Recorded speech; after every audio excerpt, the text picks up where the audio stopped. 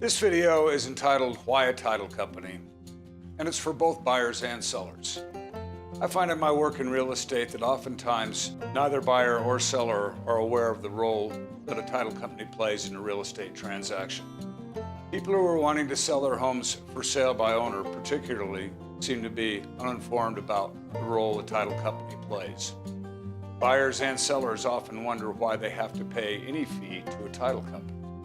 Title companies' services are multifaceted. Ultimately, they bundle the services and procedures necessary to close a real estate transaction. When a contract is submitted to a seller, and that contract is accepted by the seller in writing, the buyer then has 48 hours in which to deliver their earnest money to the seller's title company. Or, if it's a different time, that time will be stated in the contract. But normally, it's 48 hours. If you're a seller watching, you're probably wondering, my title company? I don't have a title company. When you go to list your house with your listing agent, they suggest 2 or 3. These major title companies' fees are often very close to one another. They're very competitive with each other, and so their rates are very similar. Your listing agent can explain why they may prefer one title company over another. For sellers, in a normal transaction, the seller agrees to provide a title insurance policy to the buyer. If you're a seller, you're probably wondering, why do I have to provide a title insurance policy? The reason being is that for most buyers' loans, the lender will require that the seller provide a title insurance policy to ensure that there are no liens against that property. So, if you're a seller and you want to have your home available for sale to people who are getting home loans, you need to agree to provide a title insurance policy. The rates for title insurance policies typically depend upon the selling price, so it can fluctuate. You can find out those rates by either going to the major title company's website, whether it be Chicago Title, Land Title, or any of the other majors, and you can go to that website, enter in the selling price, and get a ballpark figure. If you're not comfortable with the internet, you can always just call these people up. They're happy to help. Title companies are a great resource for buyers and sellers. So again, the title insurance policy ensures that there are no liens against the property, whether that be a tax lien or a mechanical lien. It's against the law to transfer title in Colorado from seller to buyer with any type of lien being on the property, whether it be mechanical lien, tax lien, or any other kind of lien. Once the title company is made aware that there's been a contract submitted on a property, they begin researching that property to find out if there have been any recorded liens in the public record. That way they're able to comfortably issue this title insurance policy. There are usually other fees charged to sellers from the title company. These can include HOA transfer fees or fees charged to the seller's lender to close out their loan. There's also the basic closing cost fees charged to both seller and buyer. Typically, those are split 50-50 in most transactions. All these fees are divulged well before closing, so if there's any discrepancies that the seller or buyer has an issue with, they can take it up with their realtor, and the realtor will then go to the title company and try to settle any issues that may be brought up. It's not unusual for there to be discrepancies, so if you find them in your seller settlement sheet or your buyer settlement sheet, tell your realtor and they'll sort it out. As I said, there are fees on the buyer's side as well. The closing cost fee that I mentioned before.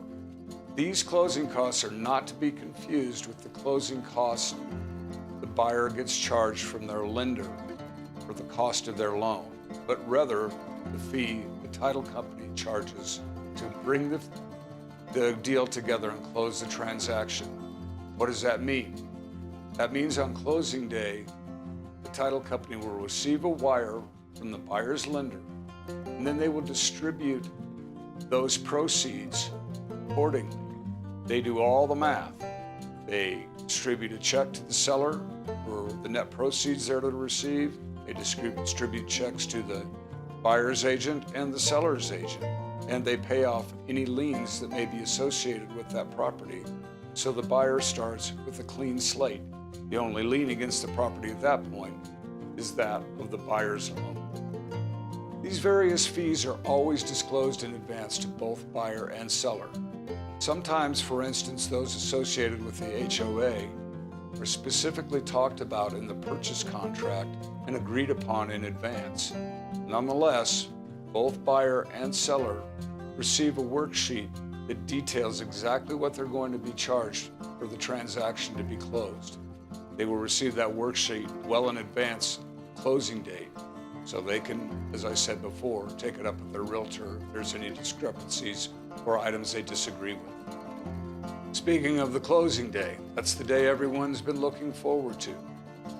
Typically, both buyer and seller meet at the title company where, as I said, the wire from the buyer's lender is received and those monies are split out according to the terms of the contract.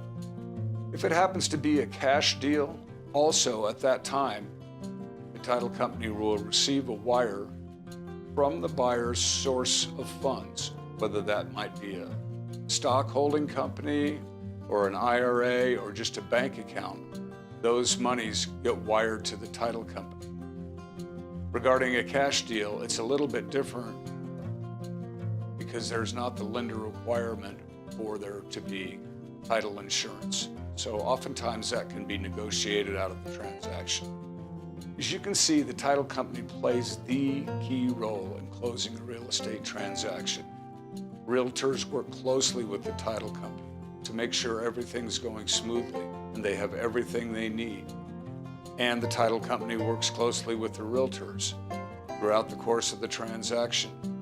Lots of phone calls being made back and forth between the buyer's agent, the listing agent, and the title company involved with the transaction. I've found over my time in real estate, there's really no kind of transaction the title company hasn't seen. And so they're a great source of information, and whenever a buyer or seller has questions, they're typically happy to answer those questions. That said, if you think you have an unusual scenario, it's not a bad idea to give one of these title companies a call and run it by one of their closing agents or someone else there working at the title company. They're often very cooperative, and like I said, they're a great source of information. And as always, you can feel free to call or email or text me anytime you might have questions about any aspect of a real estate transaction. Thanks for checking these videos out.